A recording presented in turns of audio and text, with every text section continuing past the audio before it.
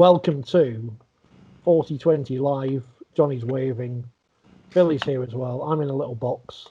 They can't see me, so they don't know I'm not wearing anything, but don't tell them. Welcome to the program live. It's a lunchtime as well. I'm doing my best impression of Scotty because everyone keeps asking us still, where is he? He just tried ringing me. I put him off. I keep saying, he's not here, but they don't listen. So I got a nice voicemail from him the other day, which I could play, which is quite comedic. Is it broadcastable? Is the word bastard allowed to be broadcast? Or Aussie bastard? Is that okay? Yeah, go on. Was that anything to do with Manly? No, not indeed. No. I mean, we do miss him. He will be back when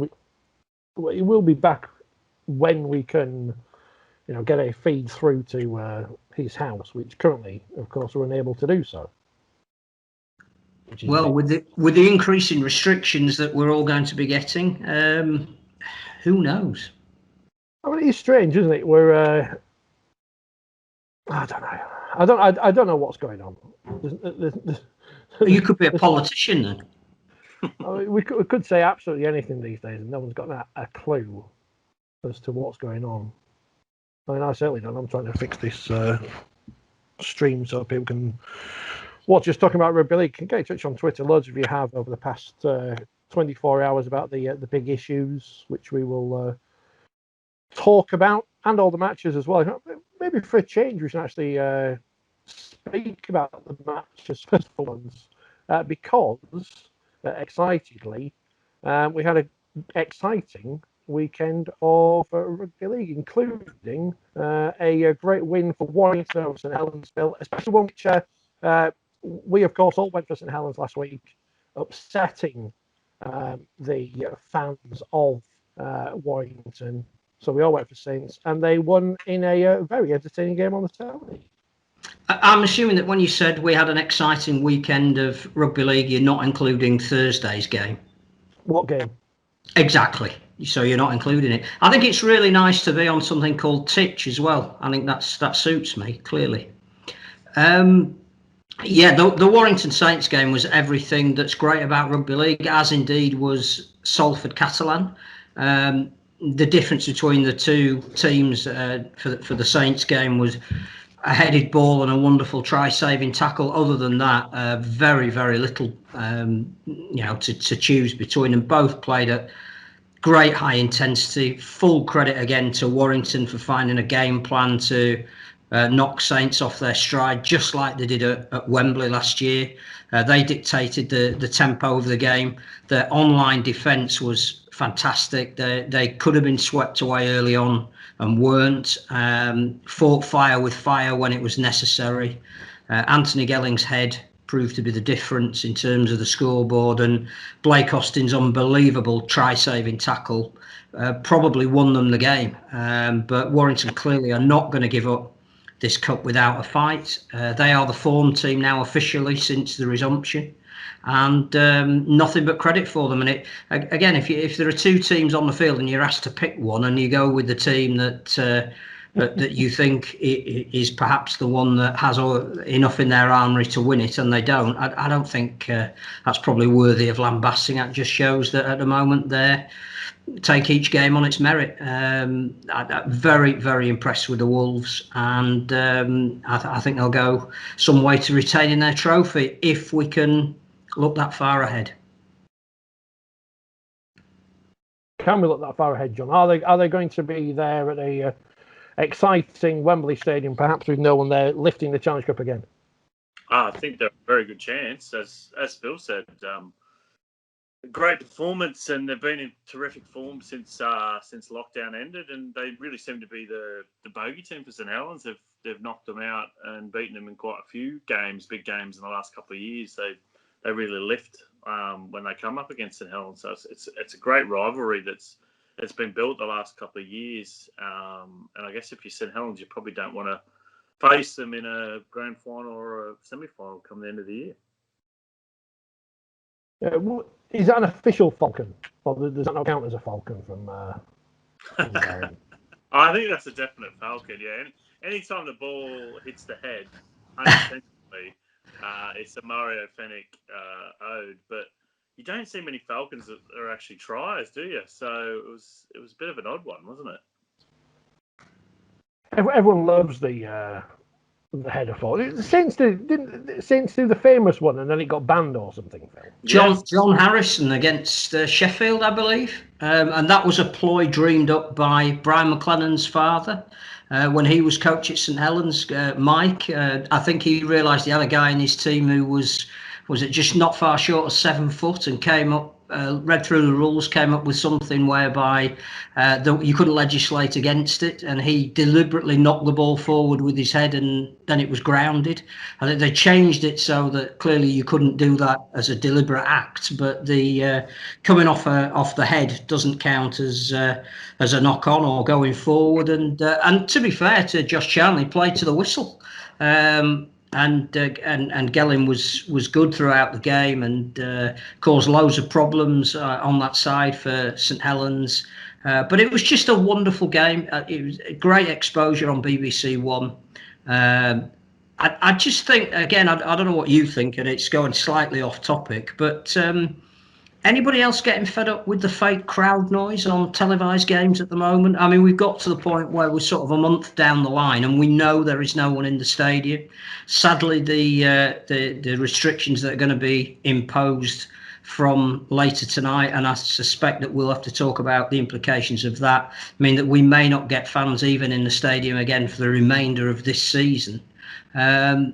Except perhaps in France, does that mean that we can drop this pretense? I see even on the soccer now on Sky, you've got the choice of either having the fake crowd or not having the fake crowd, and there's something a bit more pure about hearing the collisions, hearing the players shouting to themselves rather than do you want to hear Old Faithful when Hull are 30 points down? Probably not. Especially not the cowbell. I know Sid, our resident Hull KR fan on Twitter, glad to be away from the cowbell, but then they stick it on the coverage. Obviously, in Australia, you've got actual crowds there now, John, and maybe even bigger for the grand final. But they pioneered this crowd noise, so we can blame Fox or whoever. Are you a fan? I do actually like the fake crowd noise because it's quite soulless. It does seem like a pre-season game or a friendly or a training run without it. So I am actually a fan of the fake crowd noise. So 1-1 on that one. I prefer it when you can hear the players swear and they have to apologise. It's quite funny. I don't know why they get upset about it. It's not as if it hasn't happened a million times before, but there you go. Warrington able to win games, close games. I mean, obviously they beat Castleford late on a couple of weeks ago, and now this win over St Helens, although it was Saints who scored late to try and get back into this one. Maybe, as we discussed last week, it could be their year, even if there is no one at Old Trafford to see it. Yeah, I think the balance of the side's right. I don't know what they do when Gareth Wood is back fit, because at the moment it seems to be working with Matty Ashton in the starting lineup. But the big game players came to the fore. I just think that there's clearly a confidence about the way that they're playing at the moment, and they've bought into the idea that you've got to be really tough defensively, but use the ball if you've got the outlets when you can. And again, a lot of it, extrapolating form lines at the moment is so difficult when we are going to have greater injuries, more games, which we're worth coming on to later. And clearly, the effects of a disease that can affect a club at very short notice, just as they're about to take the field. So, drawing too many conclusions from a week-to-week basis is probably not easy, other than the fact that there's something within this Warrington DNA at the moment that is making them incredibly difficult to beat. And I think that was a landmark win for them against Saints, because they were a team that I thought had the armoury to trouble anybody, and to nullify them to the extent that it was, up until the last 10 minutes, you just felt that Warrington had a deal of control in the game that Saints never quite did. Was absolutely admirable. which will make some of our pro-Warrington fans fall off their seat. Warrington are through, as are Wigan, who Hull FC. It's almost too cliche now to call them a Jekyll and Hyde side, John, but they showed very little in that game, and Wigan, very professional performance. And well, I don't want to say it was easy, but 26-0 at half time, that was done. It was easy. Yeah, it was too easy. I think they've been, underperforming for quite a while, not only this season, but last as well. And you kind of think, what are the problems and the issues there? Obviously, they've got a new coach, but not much seems to have changed. And for Wigan, it was terrific performance. They looked outstanding. They've got a lot of attacking weapons there. Sean O'Loughlin back just gives them another option. And Liam Farrell, he's having a brilliant season. He's got to be one of the form players in Super League this year, I would say. Thought O'Loughlin was magnificent coming back. I mean, considering he hasn't played at all this year, the influence that he had in the middle of the field for the first 20-25 minutes when the game was effectively won and lost was absolutely sensational. You can see why he's so highly regarded throughout the game, but particularly at that club, why they will try their absolute hardest to get him to do another year if his body will allow him to, on the basis of the fact that clearly he hasn't been able to play a lot of rugby this season, which may extend beyond into next year. Thought, clearly Bevan French is an enormous threat if you give him the time and the space. And Sam Powell on his 200th appearance, again, is the glue, like Thomas Uluwai is when he's out there, that keeps the team together. They look very well balanced. Great threat. The worry for Hull is that the issues that everybody's talked about for an awfully long time just come home to roost. Again, what is the answer to their halfback conundrum? It clearly isn't Jake Connor at the moment, even though they've given him the number 6 shirt. Did they recruit to play a certain way? And obviously the conditions and the rule changes mean that that's already slightly outmoded. I don't know. I think they need to decide, a bit like Huddersfield, what they want to be. Do they want to bring in someone from outside and change the basic way of playing again, or do they want to commit long term to a coach and a philosophy and build around that? And I think they're just at a halfway house at the moment, unfortunately, Hull, and I'm not sure where they go from here, because clearly I think they're going to struggle to make the top 4, and that effectively is the end of the season, and it's finished again with a little bit of a whimper. Isn't the problem for Hull, though, the fact that we've been saying this for years and years and years now, and they don't seem to be able to? I know they won back-to-back Challenge Cups or whatever, but if the yardstick is the Super League, and as much as we can say Warrington, it's always their year, at least they've made multiple grand finals. Hull made one, which is now 14 years ago, and haven't really been close since. Yeah, I think they've gone backwards from that back-to-back Challenge Cup winning season, and they were in the top 4 both. I think they were one game from the grand final in both of those seasons, and they've definitely gone backwards from there. They've dropped off from the pack, so yeah, it's a tough time because they have, they've spent a lot of money on players. They've recruited well. You look at that squad and you think the talent's there, but there's just something not working. So whether it takes an outside voice and set of ideas to come in, much like Justin Holbrook did at St Helens when how poorly they were performing under Kieran Cunningham, and he kind of revolutionised things there. Maybe that's what they need, an outsider. No Hull and no Hull KR in the semi-finals, because they lost to Leeds as expected, 48-18, 13-0 up at half-time. So again, game over by half-time, Phil, and a good performance from the Rhinos. Yeah, started off with great intensity. First 20 minutes possibly as good as they've played this year, in not making mistakes, in dictating the tempo of the ruck, in having a lot of players making a significant contribution in that early stage of the game to effectively blow their opposition away. They looked impressive. I think Robert Louis clearly is, and Reece Martin, that right-hand side looked fit and threatening.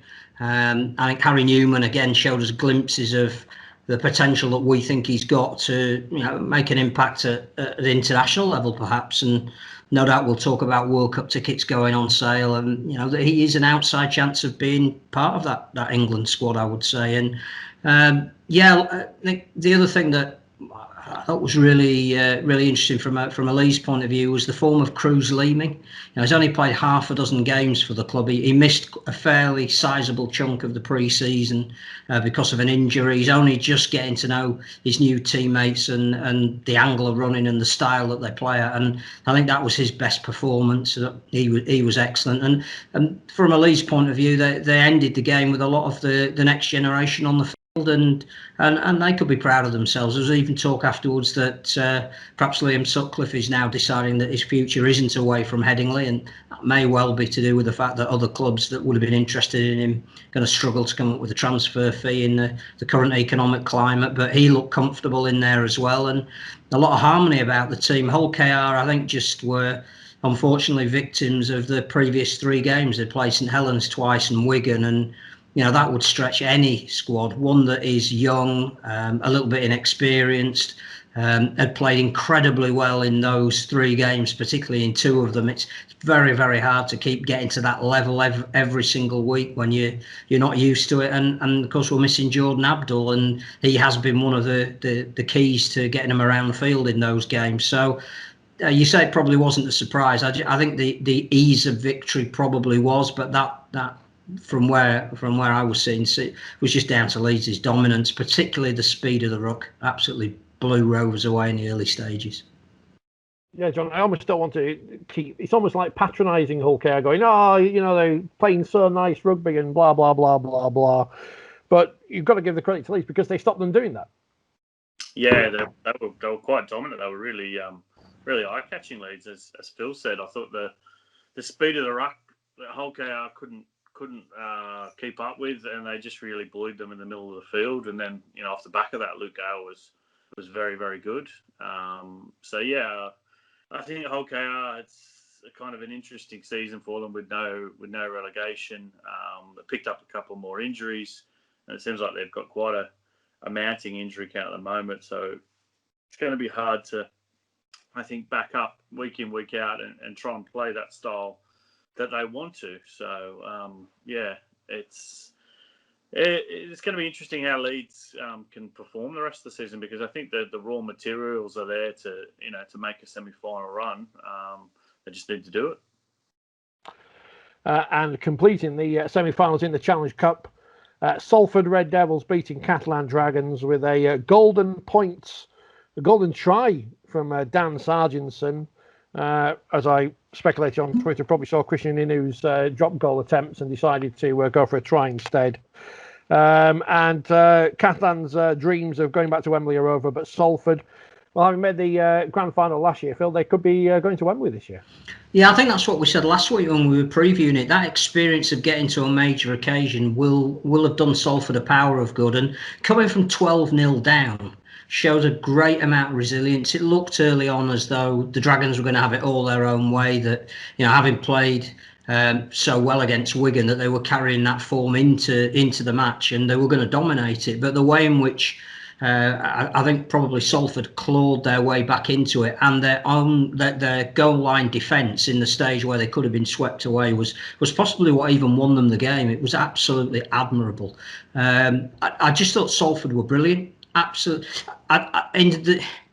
In some respects, I was disappointed with Catalan, because when they were in charge, they almost became inhibited and played within themselves. When I thought, perhaps now is the time to sort of express yourself a little bit and ram home the advantage that you've got. But for some reason, I don't know why, they decided to play a little conservatively, which for me always goes against that Gallic philosophy that I think they should come with. And Salford not only took advantage, but actually, by the end were clear winners, even though it took them until, got golden try at extra time. I also thought Callum Watkins on his return was excellent.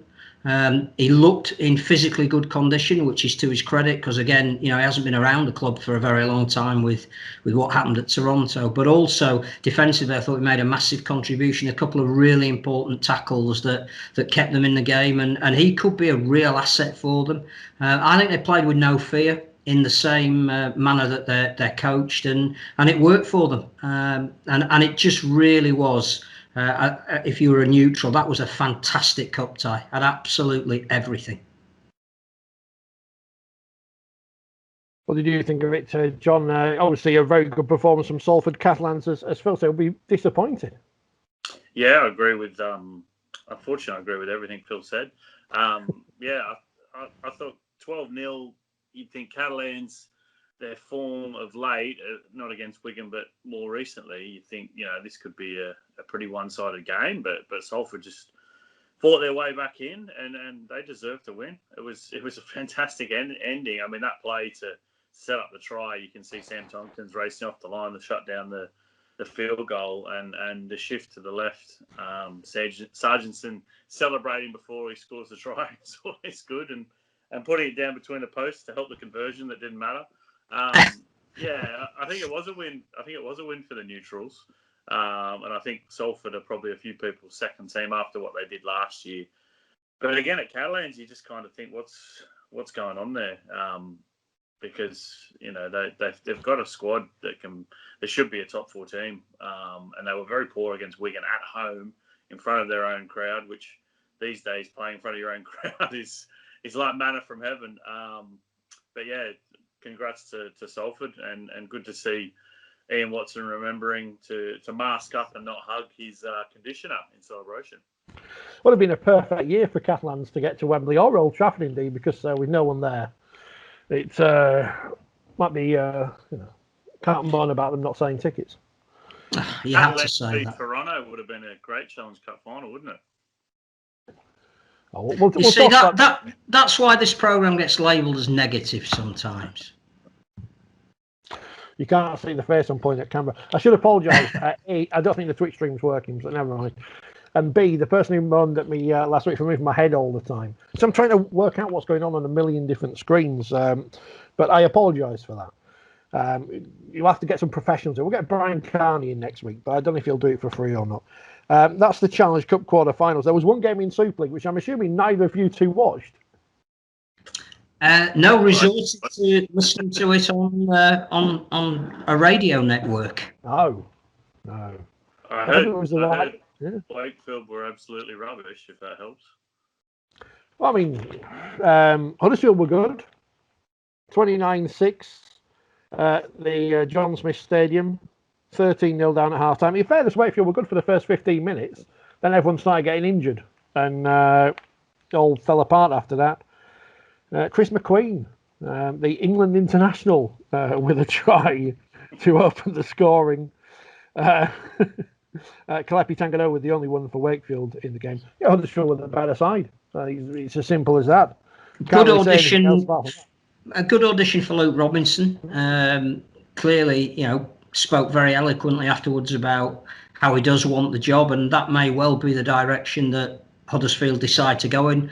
If they do, and it would be great to see another young, aspiring English coach in the game, then I hope they actually stand by him for a length of time, so that in 2 years we're not talking about Huddersfield changing their coach again, which sort of has been the practice. I think if he gets the job, and the players seem to be very supportive of him, and I think he'd look to keep this tradition of young players who've been introduced to the side going forward, because obviously he's been instrumental in their development. If he's got the support of the players, then he deserves the support of the management as well, and a 4-year deal really should mean a 4-year deal, unless something major went wrong. Because I think a bit like Hull, what Huddersfield need is stability and a philosophy and a way of playing, and it's not going to work every week, because it never does with any club. But I think if you keep moving away from what you're trying to achieve, then you never achieve it. And if his teams are going to play with the way that they did against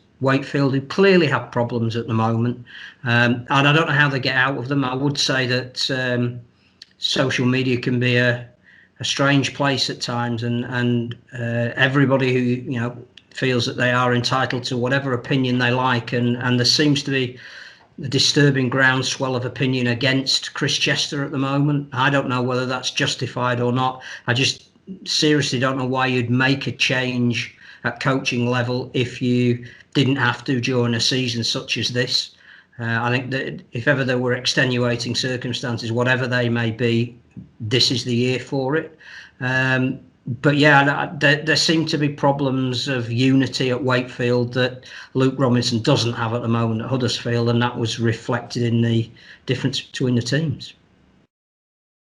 We'll talk more about Luke Robinson in a moment. As soon as you brought up the situation at Wakefield, obviously Willie Porchin coming in as assistant at the end of this year, start of next. I remember last year, I can't remember was it the wellness round or state of mind round? It might have been the year before. And I can't remember if it was myself or somebody else who asked Chris Chester about his state of mind in a pre-match press conference, because everyone talks about the players and they're the ones who get all the focus. But as he said, no one talks about the coaches. Everyone's going online and blaming them for the ills of everything at the club. That was a difficult press conference to watch on Thursday after the game. Obviously, Luke Robinson's in there, full of beans, as you would expect, picking up his first grade win. But there's almost a look on Chris Chester's face, which I think we've all seen on coaches before, where you just think they're looking for the answers, John, but not quite sure where they are at the moment. And hopefully, you can find them soon. Yeah, definitely. I'll just briefly go back to what Phil was saying about 4-year deals, long-term coach. Obviously, as a Brisbane fan, he's forgotten about the Seabold nightmare of 5-year deals. But we'll let that one. You'd have to get the right person if you're going to give them a deal. Very true.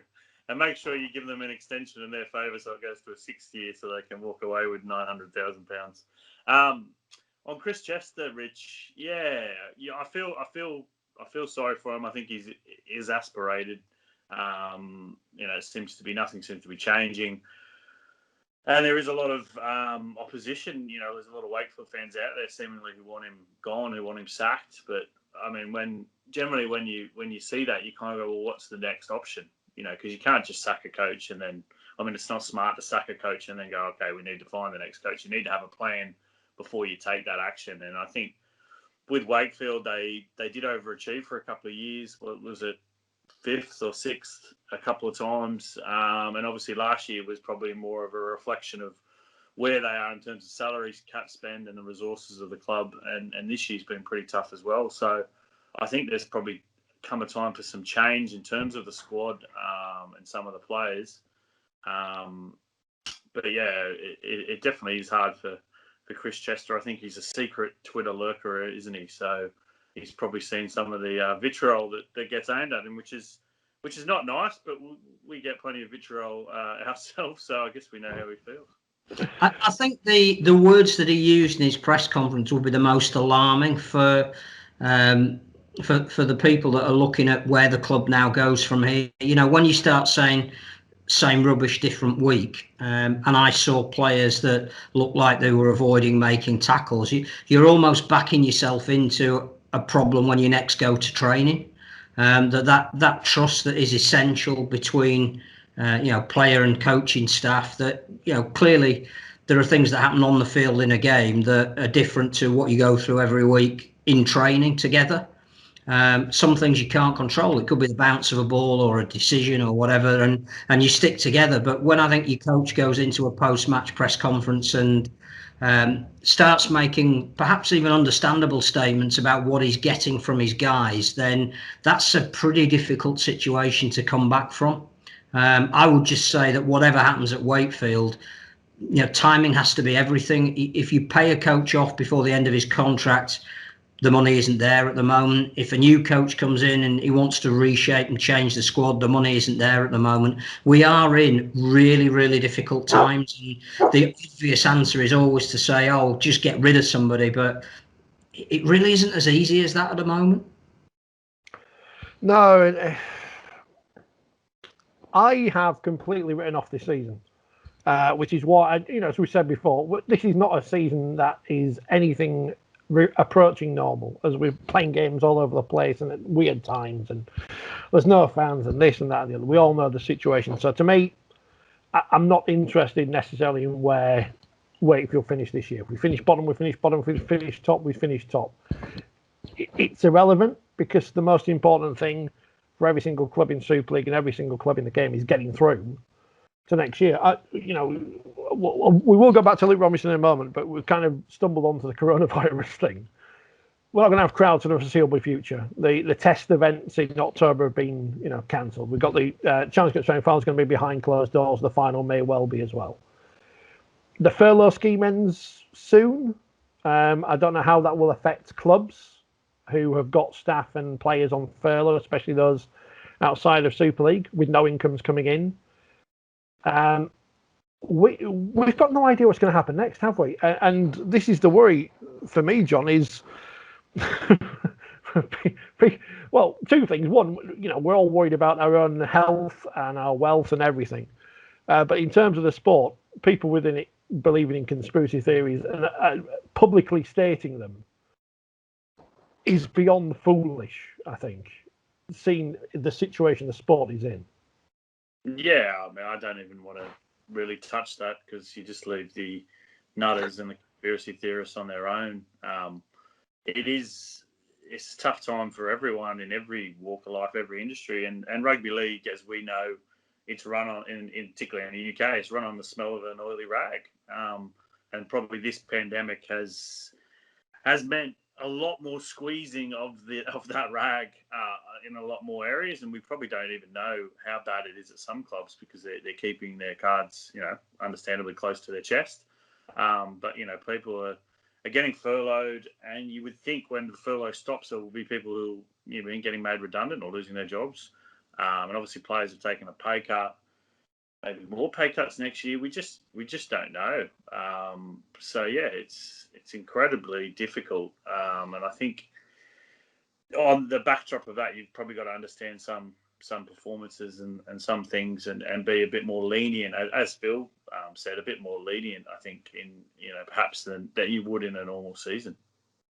I think there's two things that strike me. One is clearly sport is deemed to be an important industry. It brings a lot of money into the economy. There's going to be lobbying now of the government to come up with something to keep it going, in much the same way as the theatre and entertainment industry are saying the same. And I'm sure there are a lot of other industries out there. It lends it to the fact that I suspect furlough is going to have to be extended in some way. That some industries are going to have to be, for want of a better word, protected. And that may well be as a result of this increase in infection rates. It may not have been part of the original government plan, but clearly there is some intense lobbying going on from Premier League football, which is one of the richest sports around, who's claiming to be losing £100 million a month. To Northern League Soccer, who is now talking about delaying the start of their season, to ice hockey, I think, who have cancelled their season. We are in and amongst that mix. Where you sit in it depends on clearly what reserves and resources you've got, but there will be some intense political lobbying now to make sport a special case if, as seems likely, crowds are not back in 2020. I think there's something the sport can do. I just think now, if we are of a mind that we will not get a crowd between now and the end of November, which is when the current Super League season is scheduled to end, then I think we have to cancel all midweek games now for the welfare of the players.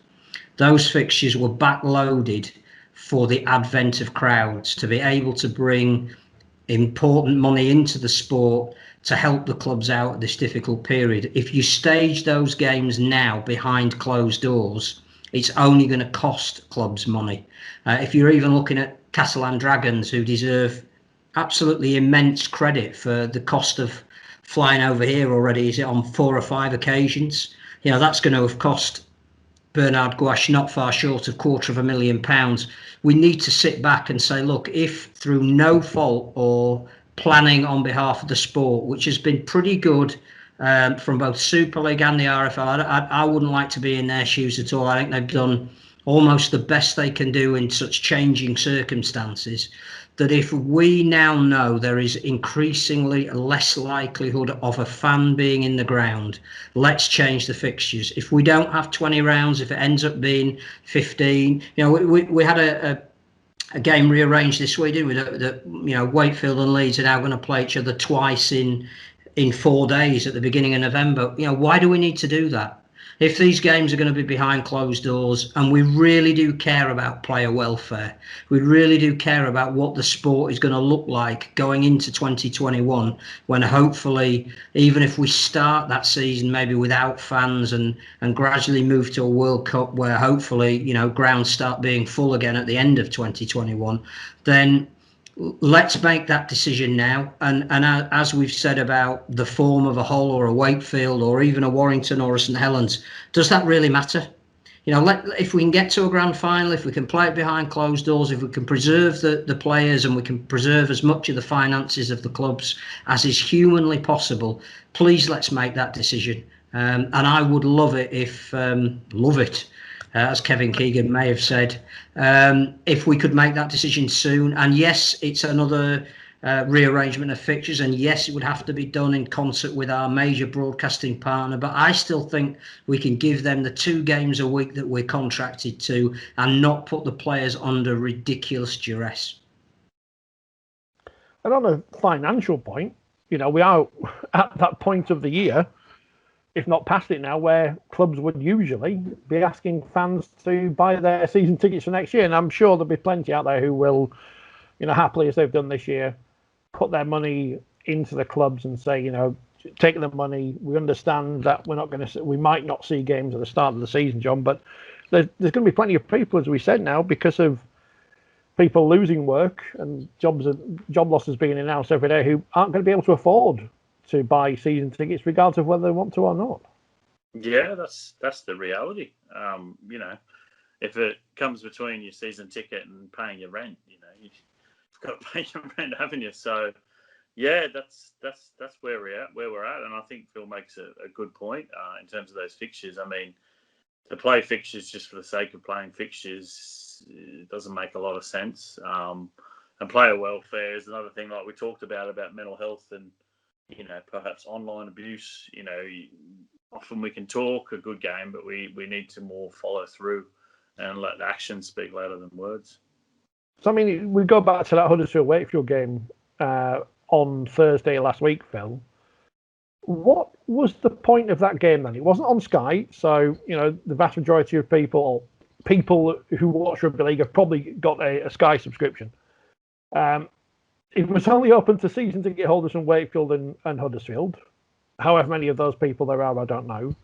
We had to go to the expense of, I'm sure it didn't cost much to have 2 cameras or whatever, but it's still an expense to play out a match which, in reality, we might not need to have played anyway.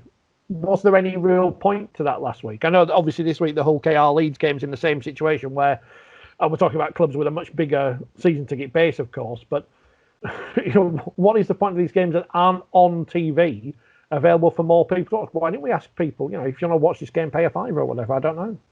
I think the issue is that clearly the goalposts have moved right from the very beginning of this pandemic, and you've got to be agile in the way you respond to it. I think that clearly there was a fixture list drawn up that was as much to suit broadcasters in the beginning as it was anybody else. Understandably, they have taken some money back from next year, and we wanted to give them the best value possible, and that meant playing at single venues. I think that's the other issue for me at the moment. Now, you say, originally week 1 you want a competition that isn't going to be compromised in some way. The minute Toronto withdraw, you've got 11 teams, it's compromised in some way. The minute you go from the number of rounds you originally had scheduled to a different number of rounds, the integrity is compromised. It's nobody's fault, but it is. Therefore, you have license to change things. You then bring in, win percentages, because you can see things are being further compromised down the line. We can change this now. we can look at the fixtures and say we've already given license to not everybody has to play the same amount of games. So let's make provision for the fact that we don't do that. We were going to have test events that were going to open up at least 3 more venues that we haven't played at before. Again, you know, if you were to ask Castleford, Wakefield, teams that haven't staged a game so far at their home ground, do they want to bring people off furlough? Can they afford to do that? Can they afford to open their facility to man it with stewards, even if it's a minimum amount? Whatever they need to do, there is cost involved. And you talk about season ticket holders having to make decisions. Anybody who's bought a season ticket for 2020 will effectively be getting 2021 for free. So that's no more income coming in next year. I just think we've got to look at the whole of the sport and say, between now and the end of November, we've got a couple of major commitments. One is the Challenge Cup final, which is on BBC One, which does guarantee a big exposure. You know, you look at the numbers that'll tune in, it'll be 1 million, 1.5 million people. It normally is for that particular game. It's not going to matter to all intents and purposes that nobody's in the stadium, because we've already seen an FA Cup final with no one in the stadium. That sadly has become the norm at the moment. I can see why you want to get to a position where you might want to play the grand final. Whether you want to hire Old Trafford to do that, again, I'm not sure. But what we need to be doing, I think, in the knowledge of what's happened this week with further restrictions, is put health first, the health of the fans and the welfare of the players, and not economics. Look at it from the other perspective. And if there are games that are scheduled in midweek, if there are matches that will make no material difference to a league table, but put teams at greater risk if you force those games to be played, let's not play them. It's an exceptional year. It's happened before in wartime. You know, let's make some really, really tough decisions now and look ahead rather than just play from week to week. Let me ask one of my facetious questions, John. With health and economics, two of the things that Phil's mentioned there, aren't the powers that be in charge of our sport doing the right thing, saying players can't celebrate for the goodness of their own health and fining them if they are too exuberant? I don't get the whole logic in the celebration fine. I mean, if you're tackling someone and lying all over them, surely that's as much transmitting as a quick hug or a peck on the cheek or, well, what seems to be the go there, a good squeeze of the jack backers seems to be common. Yeah, I don't get the celebration. And if they're all in a bubble together, then they're training together, then surely there's no more risks in terms of transfer of the disease. So I don't get that one. But yeah. Isn't that about communication as well, though, and getting the message out there as to why? Because we don't know if Public Health England have made that decision. We don't know if it's an internal Rugby League decision. But what we do know is nobody seems to know why that decision's been made, including, I think, Steve Price has been the most vociferous and eloquent opponent against it. But if there is a health reason why we shouldn't do it, tell us. Otherwise, it's like closing a pub at 10:01. No, that's because coronavirus is on night shift, Phil. Coronavirus has got to clock off at 10. That's the rules. You're as expert virologists as people off Loose Women or some rugby clubs, I see, which is good to see. Luke Robinson, things I said we talked about him, and I got digressed into the COVIDs. Scully says he should get the job in the League Express this week. He's obviously got very experienced people around him in Andy Kelly and Kim Williams. Should he be given a go? Phil's obviously in favour. John, what do you think? Oh, I think he should definitely be given a go.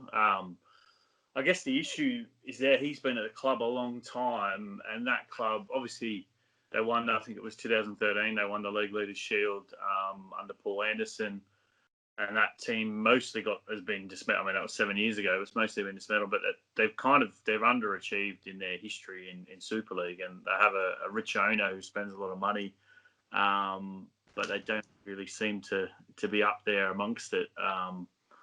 So whether they need someone else to come in and kind of, rip things up and start anew,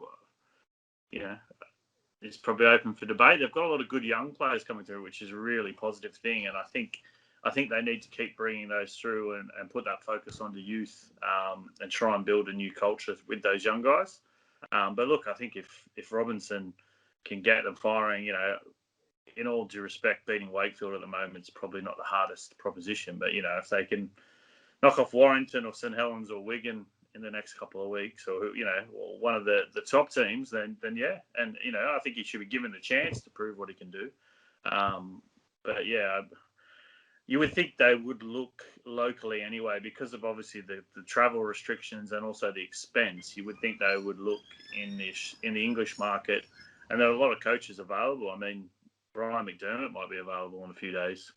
I mean, Sean Wayne, he hasn't coached England at all, so you can't really argue that he couldn't coach a club team and England at the same time. I mean, he's probably not interested in the Huddersfield job, but I'm just saying that there are quite a few coaches out there, and then there's some in the Championship who'd be very good contenders, like Danny Ward. I think is a fantastic coach. I think James Ford is a fantastic coach as well. So there's no shortage of contenders, I would say. And another one is Lee Radford. I think is proven to be a good coach. Obviously, things didn't end well for him at Hull, but I think he definitely deserves a different start somewhere else. So, yeah, there's a lot of names out there if that's the way they're looking. And from what I understand, they are the short list that they had. Not that I was given any names, but I was told that they're looking, fairly high profile and successful in terms of experienced applicants. Lee Radford, of course, wasn't sacked on the telly just before anyone mentions that, just to make sure people know that. Well, it was good to see the story. I think it was Gareth Walker in the Mirror, wasn't it, about him still coaching his son's under-6 team at Siddle alongside his role at Huddersfield. And that's the kind of fun story, Phil, that people like these days. That's a good news story for Rugby League. Here's a top-flight coach still getting his hands dirty at the grassroots. Yeah, I think that sums up Luke Robinson as well. Tells you a lot about his character. I think if you were to perhaps put him together with maybe Chris Thorman, I don't know if Thorman's looking to, be an assistant or a head coach in his own right in his next move, and was starting to do a good job at Workington. But I just think it's about Huddersfield deciding what they want to be, because if they go for a high-profile coach, history would say perhaps an assistant from an NRL club, then he will want to recruit in a certain way. I think what they've got is a core of really good local youngsters who will respond to a Luke Robinson and a Chris Thorman and Andy Kelly perhaps in partnership, and that is the hierarchy that you could bring in that brings a longer, more sustained success. And clearly, yes, you want to bring in big name players. They'll do everything they can to hold on to Aidan Caesar, although you do suspect that the guy who brought him in is now gone, and he's going to be in demand at the higher level of an NRL club. But I just think if Huddersfield decide that local is best, that giving young talent that they have nurtured and now has gained a certain level of Super League experience and has the potential to only get better, can flourish under the scheme that's brought them through, then that's a more important decision than going and getting Newcastle's assistant coach, which they've done on at least 24 occasions. Look, you've got to get Nathan Brown's seal of approval. That's the main thing. Well, Brownie goes. Well, we had a couple of questions about the NRL. I'm not joking. We had a couple of questions about the NRL from our listeners. Can you talk more about the NRL, says Stephen? Any players you're looking forward to seeing at the World Cup in 2021? Yes, one in particular. Stephen Crichton. I think he's been absolutely sensational for Penrith this year. 19, centre, saw him for the Australian schoolboys when he came over here. Born in Apia in Samoa. He could be one of the most exciting young players that we see at the World Cup. Watch out for him. And there is a prop whose name I'm going to make a complete mess of at Gold Coast Titans. His surname is Fotuaika. Kiwi. He looks like he could be anything. Actually. Right. Well, again, background, so could be either. I think was he born in Wellington? But qualifies for either. But again, imagine what he could be in a year's time. So they're two in particular I would look out for. Yeah, that's a good shout, Phil. I think also at Penrith, Brian To'o, the winger, I think he's played for Samoa. He'll definitely be in their World Cup squad. Big Tino at Melbourne. I think he's a Kiwi. He's a Kiwi as well, I think. Yeah. He's a beast. They're going to have him and Nelson Asofa Solomona running at people. Good luck. Yeah, it's pretty scary. And then obviously Fiji. I mean, everyone knows. Well, Api Coruscant's been playing for Fiji for a long time, but he's been killing it at Penrith. And then you've got the wingers. Obviously, Micah Sivo at Parramatta is having a huge year. Ravalawa is another one. At St George Illawarra. Who else is there? You put me on the spot there. Billy Kikau, who we saw at the last World Cup, was just starting to break through. Villamau. Billy, to me, he looks like he could be one of the best forwards in the world at the moment. And yeah, I think what we are saying is Pacific Island nations are going to be fantastic to watch. That if we can promote it right, the England-Samoa opener, and who knows, and it may even bring Toronto into the conversation, but technically Sonny Bill could be lining up for Samoa in that game, and in terms of a boost that would give to the World Cup would be massive, because just look at the impact Gavin and Henson possibly playing for Wales could have at the World Cup, which is being talked about. Game. Come on. I know, but it's being talked about, and half of the time he's talking about it and creating a buzz about it. And if he did play in a Rugby League World Cup, it would be big news. Yeah, it depends how many pints he's probably had the night before. But on Samoa, the squad that Samoa could put together, when you also consider if they can encourage the likes of Tuivasa-Sheck or Asofa Solomona to switch. But even without that, they've got unbelievable. It's got Jerome Luai at Penrith as well. I think he's Samoan background. I mean, I think more of the issue is the coach, whether Matt Parrish is the right coach for them. I would probably wager, I guess he isn't. But if they could get a Christian Wolf style coach, I think they could emulate Tonga, and they've got the raw talent to do that. And the other one who is a bit of a left field is Campbell Graham at South Sydney, a centre or a winger. Now, I think he born and raised in Sydney, so he's Australian, but his parents are... Sorry, I just had a phone call. Don't know who that was. His parents are Scottish and English, so he's eligible, I believe, for either. So, yeah, if you're Sean Wayne, would you pick him? I think Scotland have already earmarked him, and he would have already played for them, I think, but for injury. But I just think the fact that we can talk about the World Cup, and tickets went on sale to the Rugby League family, i.e. anybody who'd registered on the website yesterday, and I'm told that the initial feedback is that exceeded expectations. Tickets for every one of the 61 games were bought, and the systems were pushed to their absolute limit for the demand that came through the website. And that is fantastic, because again, when you think that we're in such a precarious place at the moment regarding knowing what's happening tomorrow, never mind in a year and a bit's time, the World Cup organisers have done everything superbly. They've kept to their schedule. They've still got announcements geared up to make as we get to further landmarks like 400 days out, and the public are backing them. It would appear that the big games, the Arsenal game, the game at St James's to open it, the finals, they all had really good sales first day up. So let's talk more about the World Cup. Let's start talking it up now, because that could be the saviour of Rugby League, and is another reason why I would preserve this current domestic season as best as we can now, in the knowledge that we have to make it the biggest and the best it's ever been. Just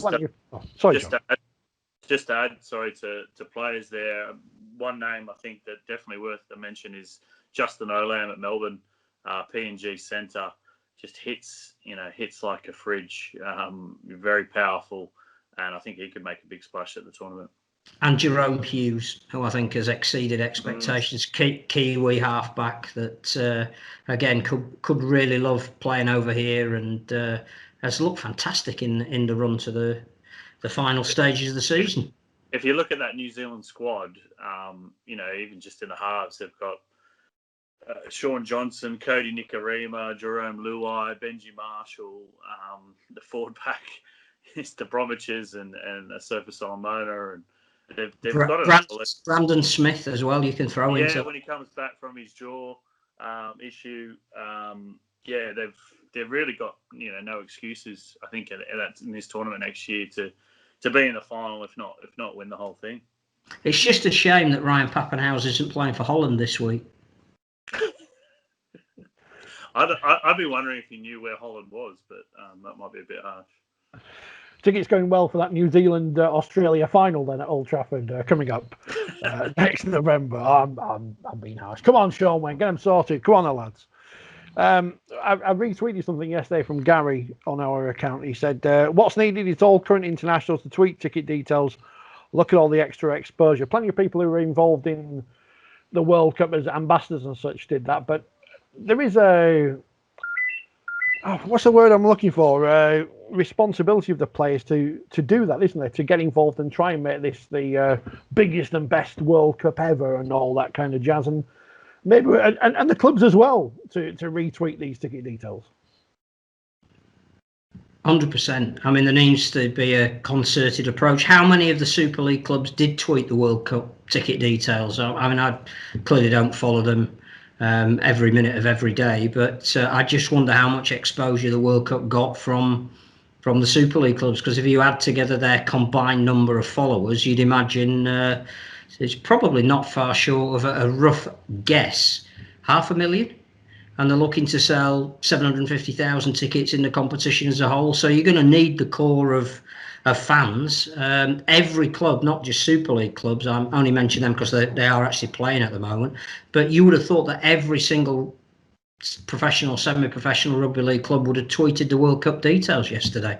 I'm sure some of them did, but I doubt whether every one of them did. I think I just want to give a rap to the World Cup, the organising committee, and the marketing and communications people, because they've been outstanding in the way they've engaged with the media. I mean, media engagement in rugby league is kind of a running joke, but they've actually got in touch. And, can we suggest a story on this person or that ambassador? They've really pushed the envelope in terms of getting media coverage, and I think they've done a great job so far in the last 18 months, 2 years, whatever it is, and I'm sure that'll just ramp up more as the tournament comes. While we've kind of the dog's barking. While we've kind of ended up going on to a tangent again, which we always do. You mentioned media and stuff there. Obviously, I'm a very ancillary part of this thing. The one thing I've noticed over the past few weeks since the return of rugby league from the lockdown is of the videos I put on YouTube, ones that have done decently for viewers are the post-match press conferences. Now, I have a kind of internal monologue with myself. Should I put these up or not? Am I stealing the work of others in putting them online or whatever?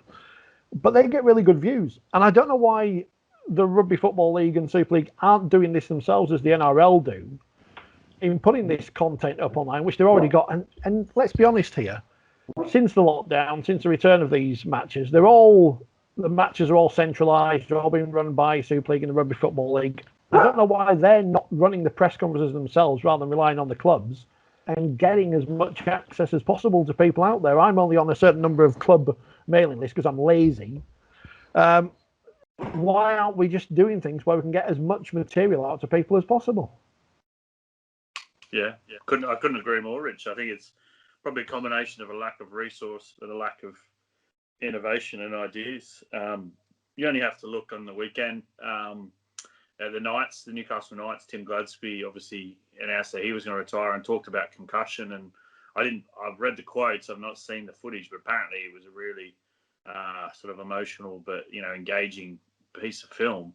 And obviously, if that hadn't been filmed and been available on the NRL website for anyone and their dog to see, you wouldn't hear about it as much. And that's what we should be doing definitely in Super League. I think that's a given. We're in a stage now where there's less and less journalists, whether they be mainstream or more niche publications, actually at games.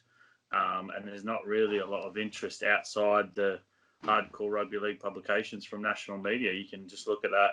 If you look at the weekend's papers on Saturday and Sunday, there wasn't much coverage of the Challenge Cup finals, and that's got to be a real worry. I think Canberra today have put out an 8-minute piece, and clearly, you've got to be pretty committed to watch all of it. But it's basically they wanted to film their team announcement, whereby I think it's 4 players are being given their debut this week, and they filmed the whole thing, including Ricky Stewart saying what an important and significant moment it is in their lives, and it'll never be repeated, it'll never be forgotten. And the debutants themselves had to get up in front of the squad and say what it meant to them. That's human interest.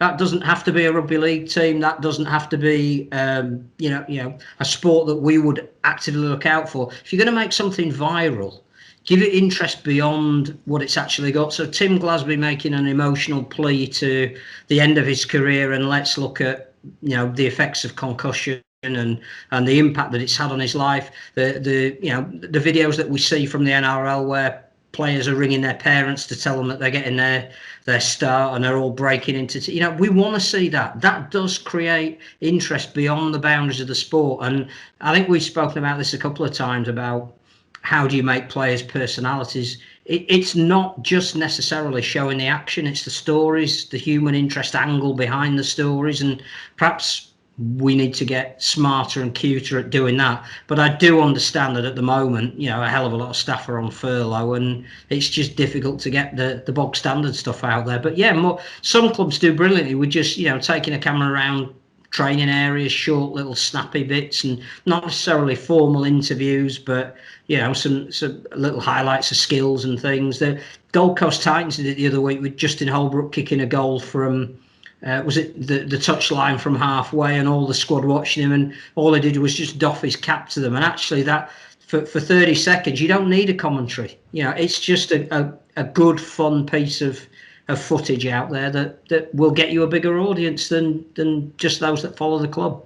And just further on that, I think a good example is the Brian McDermott interview with Brian Carney from a week and a half ago. 100%. That was sort of promoted beforehand and during the game, but it actually only came in the last 10 minutes of the broadcast at 10 o'clock or whatever it was. So the audience who actually would have been watching that live would have been quite small, but they went and put that footage online on social media. And I know when I saw it come out, I think it was at 70, 80,000 views the next day. I don't know how many it's on now, but that was riveting television, and that was a story that needed to be explored. And you've got to try and share that around and make it more viral. On Gold Coast, because you've mentioned them, we had a message from John. He said, what's achievable for them next season? Playoffs for sure. I think not only has Justin Holbrook proved that he is a very good coach with whatever resource you give him, but he's going to start having his own team next year. Some of the recruitment is massive, and that's just the other David Fafita, who could be anything. But clearly Holbrook is is not only a very talented coach, as we saw here, but has the ability to create a culture, whatever that means. And I know we had a laugh with Scully about it. Why is he going from the top team in Super League to the bottom team in the NRL? Because he's just a good coach and he can make players better. And I think that he's already proved this year that he's got what it takes to coach in the NRL. I think now with his own players around him, with his own way of doing things within the club for a year, they genuinely are top 8 contenders next year for absolute sure, and may even better than that. Yeah, spot on what Phil said. I thought they'd be better this year than they were last year. They've probably exceeded that, and with Tino and Fafita and Herman Essa, they've got a massive forward pack there, and he's not only a very good coach, Justin Holbrook, but a nice guy. So it's good to see him doing well. And I thought the outcry in Australia, which was quite funny when he got the job and Kevin Walters didn't, was just sort of a reflection of the agendas that you often see. Because Kevin Walters works for Fox League and's got a lot of mates. He's a nice guy apparently as well, but he's got a lot of mates in the media. But I think it just goes to show that Holbrook had the runs on the board, not only as an assistant in the NRL, but the success he had with St Helens, and he's just continued that on. So I think the Gold Coast, they've never won anything in their history, so it's quite a good good news story to see them improving and getting better, and hopefully, just continuing that upward journey. Gold Coast, of course, an expansion team. And speaking of expansion team, it's time to talk about everyone's favourite, Canadians. Here's Yatesy.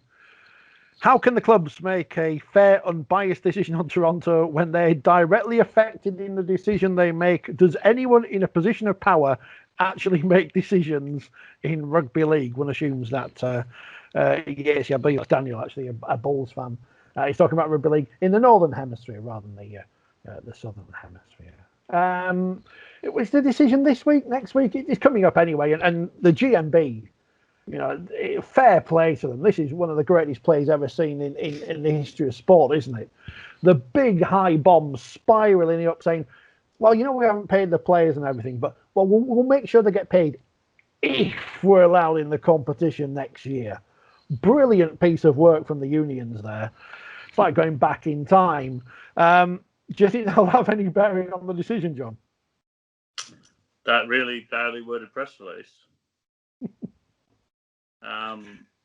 Look, it's a compelling argument that let us back in so we can pay the players and the staff what they're owed. Otherwise, they won't get paid. I mean, you'd be pretty heartless not to think of that. I mean, I'm pretty sure there's a lot of evidence of David Argyle saying, "Oh, I've had my obligations," which obviously shows what his promises are worth. Nothing. But just on the bit, no, it's probably not. It's not fair that the clubs get to make the decision. But that's where we're at. I mean, we probably do need a commission in this country. I thought about writing a piece along those lines. You could have a commission of people running the game who aren't kind of connected to certain clubs. I'd nominate Mr. Kaplan. I think he'd be a good commissioner. There's a few other people I'd suggest, but there's massive conflicts of interest there, just like there is all across rugby league. Like when you have Eric Perez, chairman of Bradford, while he's running Ottawa, and other such instances. Mark Sawyer running Bradford while he owns Dewsbury. Should I keep going on? Yeah. I think strip this back. There's a bigger issue at play here. Toronto are the latest manifestation of expansion.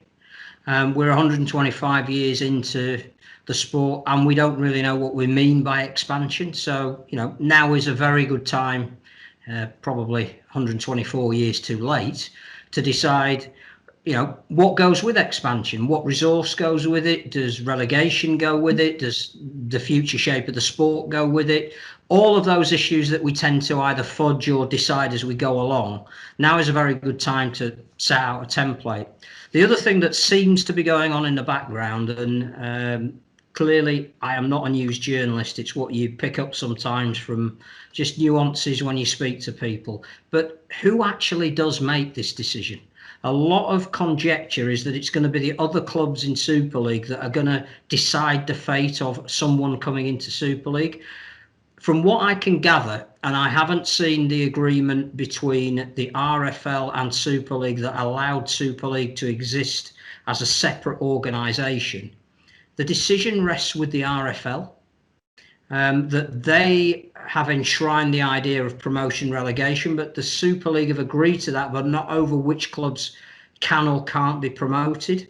So I think there's been a lot of lobbying going on over the weekend about who finally makes the decision on Toronto.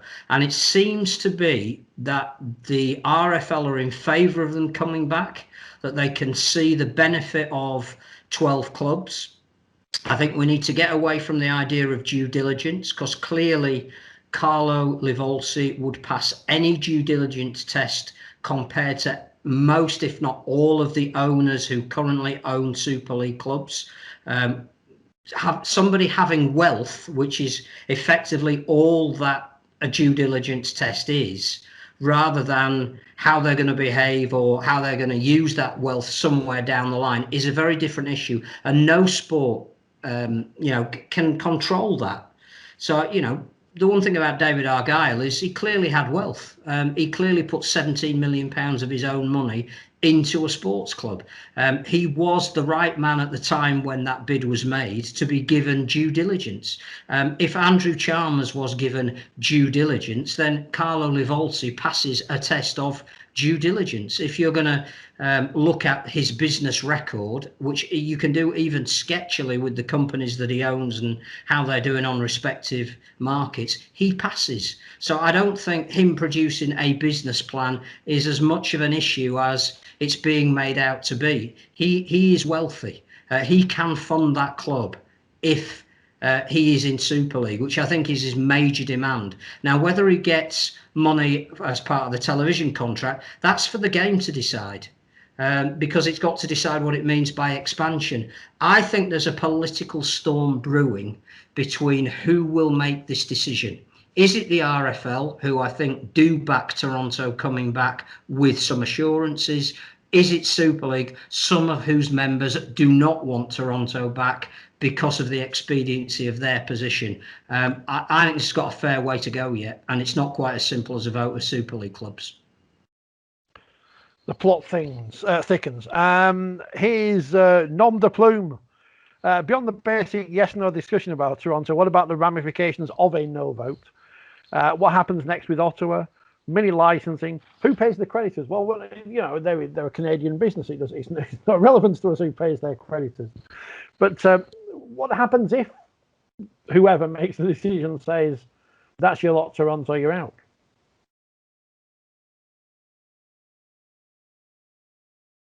It goes back to what we've just been saying. What do we want from expansion? You know, I can't add a lot more other than the fact that the game needs to decide where it wants to be. Does it want to exploit the North American market for the future? Is Toronto the vehicle to do that? What's the point of bringing in other clubs if they're not there to do that? Does the top flight of rugby league in this country want to try and develop into new markets? If it does, under what conditions can that be successful? And that's why I think, you know, debates about yes or no are virtually irrelevant. It's a wider debate about, particularly in the current economic climate, how does rugby league come out of this? You know, there's going to be some pretty well-known names in football that are going to really struggle if crowds don't come back in. We keep equating ourselves to Scottish football. You know, we don't have a huge amount of resource. If we are to, unfortunately, run the risk of losing some traditional names through no fault of anything other than the current economic climate and the deindustrialisation of the north of England, where the sport is at its strongest, how do you replace that? If your roots start dying off in your garden, where do you plant new trees? Brisbane, apparently, with their new boutique stadium. Moreton Bay Bugs. Used to see. I bet Jones had a Moreton Bay bug. No. What else have we got here? A Huddersfield Giants, just one of them, not happy with the way things went last Thursday in terms of the logging on to watch the game, because someone pressed the wrong button and made it Wakefield versus Hull rather than Wakefield versus Huddersfield. Huddersfield fans missed most of the first half or something. At least you got to see the best bits. Huddersfield Giant.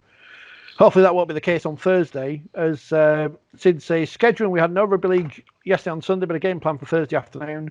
How are those working? Supposed to watch Hull KR batter Leeds. You might not have seen this email on YouTube because it's come out while we've been on air recording this.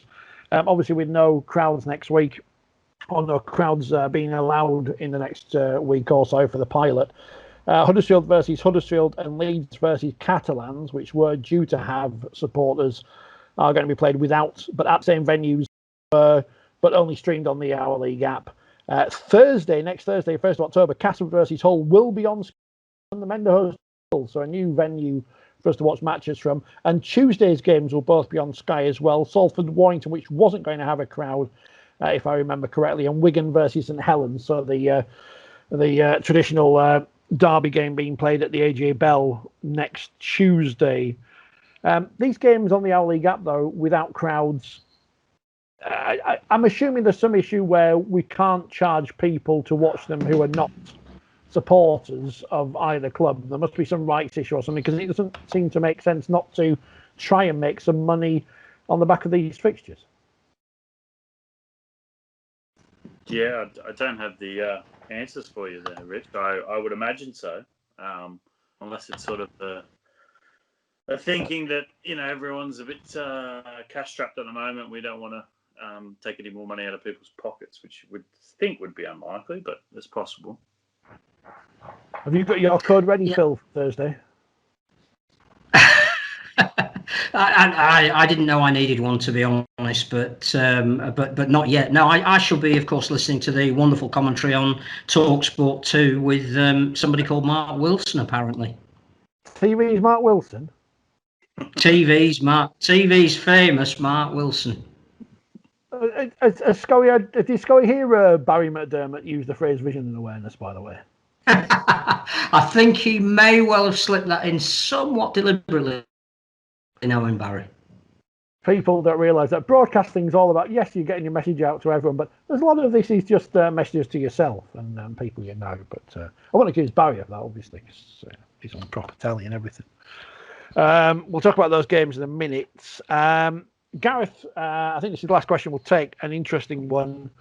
QPR in the news at the weekend because they didn't take a knee or whatever the thing is in football and were pilloried by the media.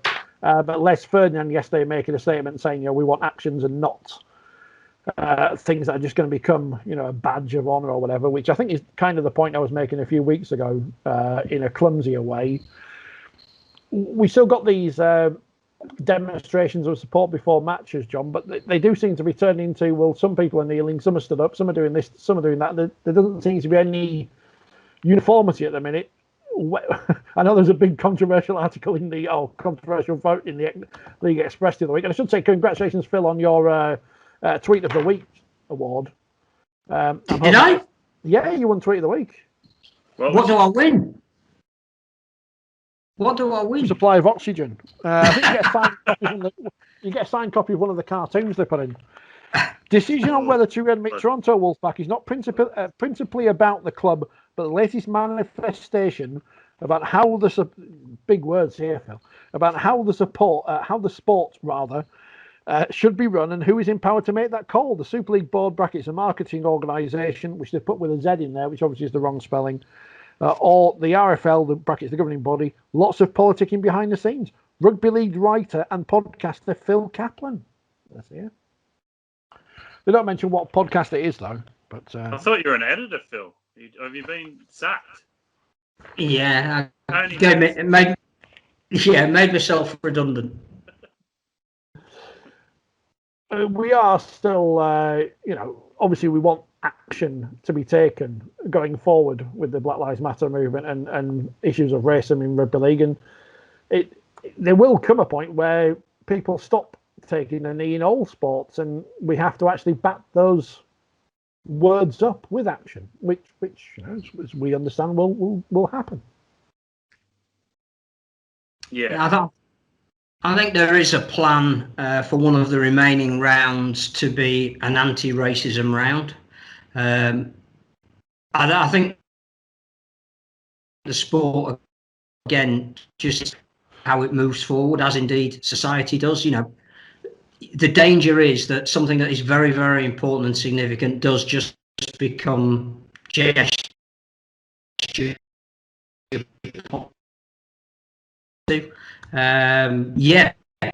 Clearly, I think he equates to the clap for the NHS. That the woman who came up with that said after a certain amount of time it was losing its impact. So it went out on a high. I'm not sure that's right. I think it's all too easy to forget the contribution of people if you do that. But I think you do need to decide what the next thing is to keep it in the public eye, but also as a sport, what you intend to do off the back of it. Which hopefully will be something positive, as you say. We'll see how that goes as time goes on. Is there anything else in the news that I've completely missed? Well, there will be, because there is every week, but nothing happened at the disciplinary this week, and no one grabbed anyone by the testicles. So it was a little bite, but I believe he got off for the bite. Yeah, there was no bite in the end. Oh, Sam Burgess might be back. Yeah, I don't think that's happening. Yeah, don't tell the insurance company that paid him out millions. We'll move on. Told you he was coming to Leeds. Nobody believed me. Is he going to do one of those sports for a holiday? Yeah, not to play. Guest of honour somewhere. Let's move on to the predictions. Starting on Thursday with a game that only Phil's going to be end up watching. It's Hull KR versus Leeds, and a repeat of a game we've just seen. Phil, how's this one going to go?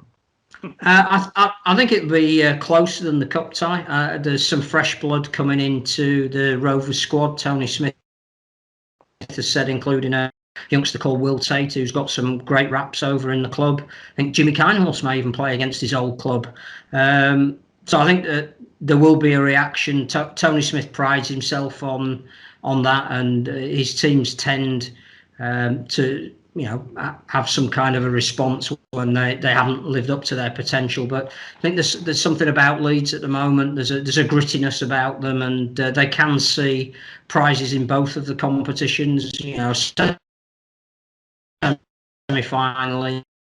They know they need to play well. The bulk of the squad is fit. There's some selection choices which every coach will tell you that they want. So I think Leeds will win, but not by the same margin that they did this week.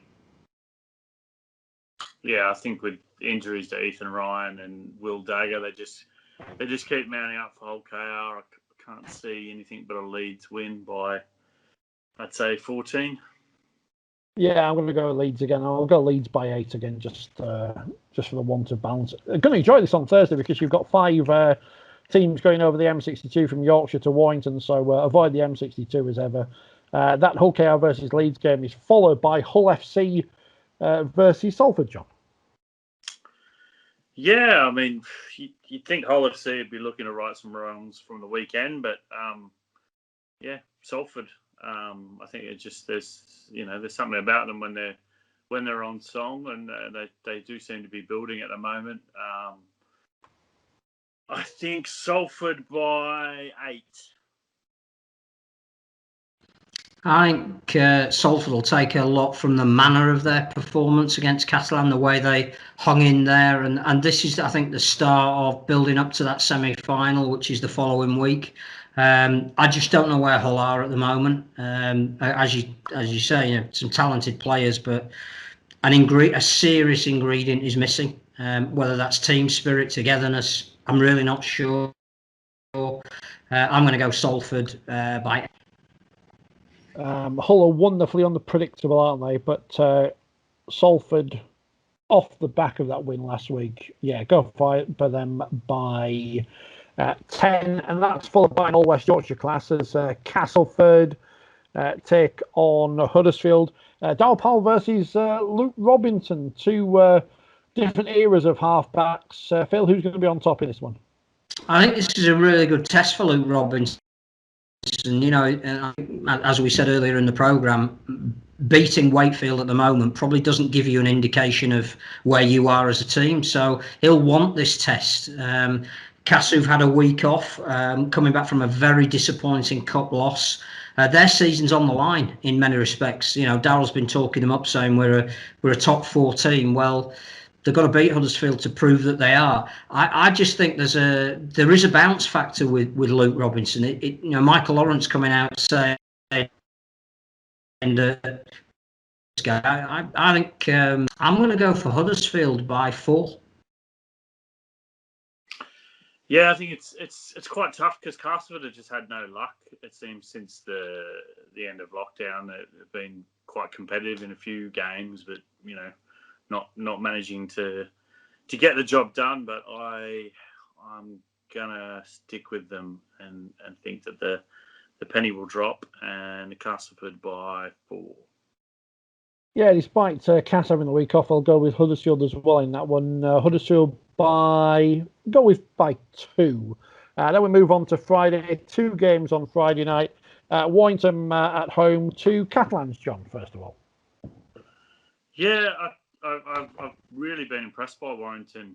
the last probably 6 weeks or so. They just the new rules seem to suit them. They're playing less structured. They've got players like Mike Cooper and Austin who are just in really, really good form. The squad depth is paying off as well. And Catalans, they were looking good a couple of weeks ago, and then they've sort of had that long break and lost really any momentum, it seems. So I think Warrington by 12. Come on, Phil, here's your opportunity to upset the Warrington fans again. He hates them. Yeah. No, I do think Warrington have hit a groove whereby clearly they are the best team in the competition at the moment, and Catalan having to travel back over here again with the disappointment of being knocked out of a competition that I think they felt they had a very good chance of winning for the second time in 3 years. I think that will have an impact, and there is a real confidence flowing through Warrington and competition for places, and that is going to be key in this season of all seasons. So I'm going Warrington by 4, despite clearly never ever giving them any credit. Of course, I think it was very difficult last week against St Helens, and as we said in the preview, it was difficult not to want to go for Warrington because of how well they've played. This week it's easier. Warrington by 6, and the weekend ends over here at least with Wigan versus Wakefield, Phil. Yeah, again, I'd really like to offer you some solace, Rich, that we end the programme on a high and that you go off singing and dancing and opening dandelion and burdock in the fridge to your heart's content. But I can only sadly see beating for Wakefield. They're at a point, I think, where the season end, whatever shape it looks at, cannot come soon enough. It doesn't appear from the outside, and I have no reason to know anything. It just doesn't appear to be a happy-ish camp. Whereas Wigan, I think, on the other hand, are going on an upward spiral. And again, I think the teams that have got the Challenge Cup semi-final to build for will need to put down a marker. And I have a horrible feeling that this could be another Wigan win by 24 points or more. I say a horrible feeling. Obviously, on your behalf, I have no feelings one way or the other whether that's horrible or not. I mean, good luck to Wigan if that indeed is the case. Rich, can you confirm that they've found some smaller GPS boxes? Yes. Well, he's back, so I assume that's all sorted. Right, so they're nice. Yeah, some small ones, some ones that feel nice when you put them on. Even with that, Wigan, I think they're in fine touch at the moment. They're looking confident. So many attacking threats with French and Hastings and Gildart, Powell at hooker. I think Wigan by, I'm going to say 22. Close game. I'll go Wakefield because I do always. Wakefield by 4. David Fafita trying. We didn't mention Gary Henson, did we? He signed for West Wales, which is going to be. We mentioned him briefly when we were previewing the World Cup. Bit bizarre. Yeah, it's just it came completely out of left field, as they say. Didn't expect that one, and we'll see how he does. It did give me an opportunity to go back and look at my tweets about him when he was, famous and stuff, and I may have said some unkind things about him being a publicity seeker and stuff, but he's 38 years old. 38 years old. I know that Crusaders tried to sign him when he was playing for the British Lions, and I think at the time it was generally accepted that he had a lot of attributes that would suit rugby league. I think he's saying the right things, that it's something he's always wanted to try and test himself at. I think the fact that he's playing at League One level is a real boost for that competition, because you can imagine that, should he make his debut, that it's going to be a Dwayne Chambers moment at Cast. All the media that wouldn't normally follow rugby league is going to be there, and that can only be a thing. And if he does prove to be half decent, I think John Kieran has come out and said, of course Wales would consider him. And again, I just see that as a boost to the sport at the moment. It goes back to what we were all saying about clips like that transcend a rugby league audience, and great, it's a news story that deserves wider coverage. And let's hope by the time he does make his West Wales debut that fans are allowed back in, and the Raiders can make a few quid off the back of him as well. John, how many podcasts have you got coming out this week? 52. 52.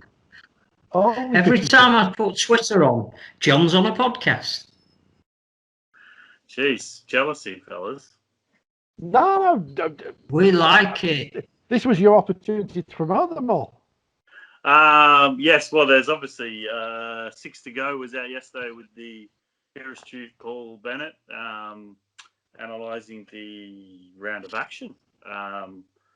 And by the balls we recently had on Jodie Cunningham, who's obviously the England and St Helens fullback, and talking about the World Cup and the rise of women's rugby league and challenges and prejudice and success and giving up a medical career to play rugby league. So yeah, that's out there as well.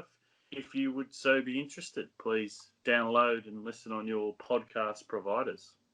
Good to see all the Aussie women's sevens union players being signed up by the NRL in some kind of cross-code extravaganza for the NRL women's competition coming up soon. Yes. Well, I've seen one anyway. I don't know. I don't know anything about Charlotte Caslick, who they won Olympic gold in Rio. Of course, she signed for the Roosters because they have no salary cap.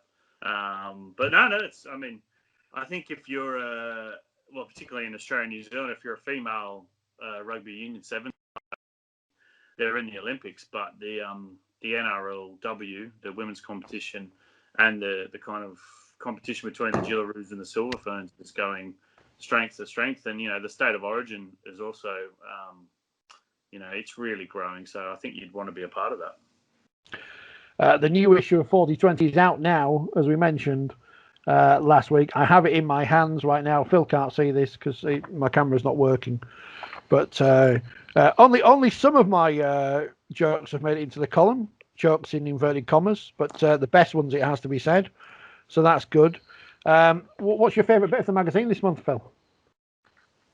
Oh, that's like asking all to choose your favourite child. You can't possibly do that. Hopefully, from cover to cover, it's a riveting read. Indeed, with lots of things to think about. Yeah, I mean, there are some features in there that I think we're trying to produce, if you like, the record of how coronavirus has treated rugby league and sport in the wider context. And I think we've said it before that hopefully at some point when you can look back on this as a period in time, there is a record of what the sport had to go through and how it emerged. What is interesting is clearly we're featuring a lot of Professor Tony Collins in his new book at the moment, but he's optimistic about the future. And if anybody would have that historical context of what the sport has been through over 125 years, if he can come out at the end and say, actually, maybe some good could come of this, then I think there's hope for all of us in that. I mean, we did have a review on Apple Podcasts this morning, or this week rather, which said, too much moaning and negativity, 3 stars. Still got 3 stars though, which is good. I'm hoping that today's show hasn't been that much moaning and negativity. I know we had to talk about the COVIDs and whatever, but I think we've been fairly positive all the way through for a change. It will never last. Can we have it as a hashtag, Rich? I think that's what I've been taking. Oh, that one. Yeah, we could do that. Yeah. Or hashtag a little bit positive. A little bit positive. Apologies to all. Well, it's not like being a little bit pregnant, that kind of stuff. Apologies to all those who wanted to watch on Twitch because I couldn't get it to work. I just give up now. We'll do it live again when we're back in the shop, back all together in the real world. But that might be a long time to come now. Phil, thank you very much. John, thanks for your time as ever. And we'll see you all again soon here on Forty20. Insert word here live.